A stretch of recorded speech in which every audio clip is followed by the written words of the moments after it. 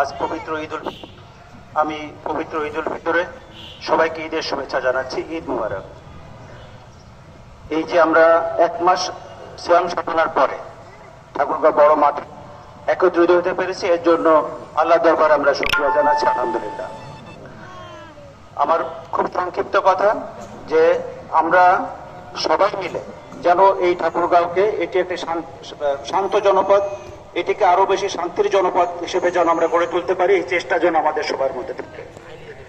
আমাদের নিজস্ব মনের মধ্যে যে কুপ্রবৃত্তিগুলো আছে সেইগুলি যেন আমরা মুক্ত করতে পারি। জীবনটা অত্যন্ত ক্ষণস্থায়ী, আমার দ্বারা অন্য যেন ক্ষতিগ্রস্ত না হয়, আমার জ্ঞাতসারে আমি যেন কারোর ক্ষতি না করি, চিন্তার মধ্যে যেন ক্ষতির চিন্তা না আনি। এইভাবে যদি আমরা চলতে পারি, আমরা বিশ্বাস করি আমরা 100 ভাগ না পারলেও আমরা চেষ্টা করতে পারি 100 ভাগ নিজের এবং অন্যের কল্যাণের জন্য। আমি সবাইকে আবারও পবিত্র ঈদের শুভেচ্ছা জানাচ্ছি। ঈদ মোবারক। জয় বাংলা।